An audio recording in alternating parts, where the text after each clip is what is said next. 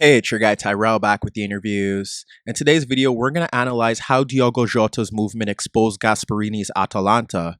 When we break down the game and we do look at the board, we have Atalanta in a 3-4-1-2 and Liverpool starting in a 4-3-3. So the tactical battle in terms of pressing should have been very straightforward.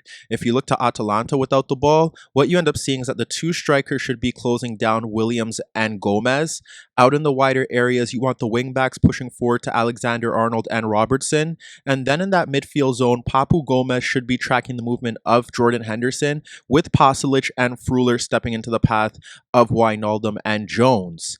We did see this in the earlier stages from Atalanta, and it was very good on both sides in terms of their overall pressing. But as that game continued, it was their pressing that let them down, as it was often disjointed. And while we saw the forwards and the midfielders doing a very good job of closing down that Liverpool side for large spells of that opening half, what we ended up seeing was that the wingbacks weren't closing down Robertson and Alexander-Arnold with swiftness, and they ultimately gave two of Liverpool's key creative players time on the ball to play forward passes. If Gasperini didn't want his wingbacks to push forward to the Liverpool fullbacks, he could have had Pasalic or Freuler shift out into those zones and then have the wingbacks push a bit higher on the spare midfielders, or even have his wide center back step forward and then have the wingbacks deal with Salah or Jota and Mane on the other side. But he didn't do that, and as we break down some of the key moves in this game, what you end up seeing is that Robertson and Alexander-Arnold are able to easily play that first pass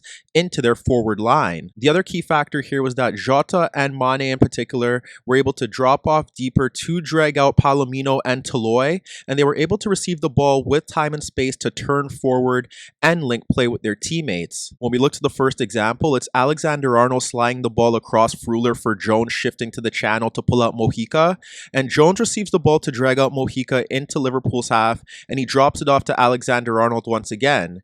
This is where we see Jota dropping into the halfway line to drag out Palomino, and Alexander-Arnold fizzes a first-time ball around Freuler and Mojica for Salah dragging out Jimshiti to the touchline.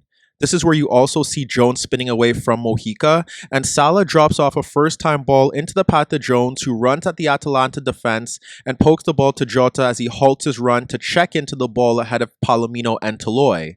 But here, Jota lets the ball roll across his body to evade both center backs, and he chops the ball with his left foot beyond Hateboer to break free on goal in the box, but he's denied by Sportiello. If we look to another example, it's Jones receiving the ball in the midfield zone, and he's instantly approached by Freuler as he slides a square ball to Alexander-Arnold. At this moment, Jota is moving towards goal ahead of Palomino, and Mojica is nowhere near Alexander-Arnold. What we see next is Jones darting across Freuler towards the right channel, and this is where you see Jota ahead of Toloi and Palomino check in towards the ball, while Mojica drops away from Alexander-Arnold rather than step. Jones's forward run opens up a passing lane for Jota to check in and receive Alexander-Arnold's pass, and when Pasalic steps forward to apply pressure, he simply squares the ball out to Alexander-Arnold. Minutes later, we witness Jota's movement to break him behind. Robertson steps into Atalanta's half with no Hateboer pressure on him, and we see Mane dropping off Toloi and Jota occupying Palomino. Robertson plays a ball around Hateboer, and that's when you also see Mane darting laterally towards the touchline to drag Toloi out of position.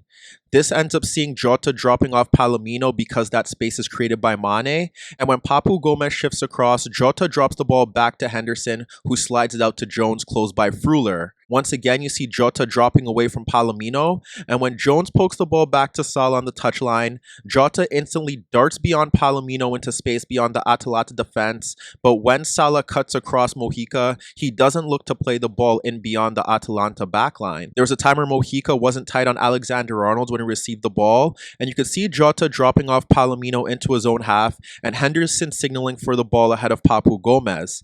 Alexander-Arnold plays a forward pass to Jota, dropping off into his own half to drag out Palomino, and he instantly locates Henderson's forward run and lays the ball off to the Liverpool captain running away from Papu Gomez, but his first-time ball for Mo Salah was cleared by Jimshiti. You witness Alexander-Arnold receiving Williams' ball around Zapata, and you see Salah wide to pull out Mojica and Jones dragging out Jimshiti. And before Freuler could get tight to Alexander-Arnold, the Liverpool fullback located Jota's run across Palomino towards the box, and he played the ball around Freuler and and Jim Shitty into the gap between Palomino and Mojica for Jota breaking towards the right half space.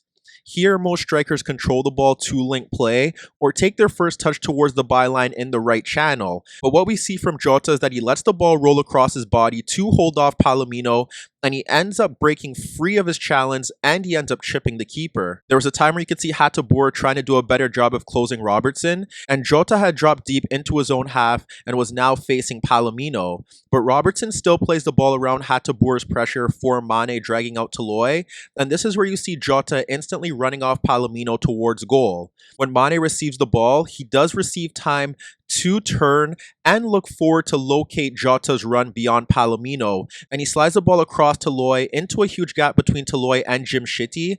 And what we see from Jota is that he's able to beat Hateboer to the ball and hold off his attempt to cover, but his pull back into the box was cleared by Jim Shitty. And then if we assess the final two goals that Jota does score, it's basically great movement in behind the Atalanta defense that simply isn't tracked. First, we see Gomez free in Atalanta's half after they clear a corner kick, and he locates Jota checking into Hateboer and then breaking off his shoulder to bring down the ball with his left foot on his first touch in the left half space. What Jota does very good here is that when he brings down the ball with his left foot on the first touch, he ends up taking it across his marker in Hateboer and then smashes it with his right foot instantly to beat Sportiello. And then in the build-up to his third goal, it's Mane breaking forward beyond the substitute Pessina down the left channel, and you initially see Jota ahead of Palomino as he looks to push forward. So he slows up and then darts between Palomino and Jim Shitty, as neither Pessino nor Toloi look to step to Mane to apply pressure.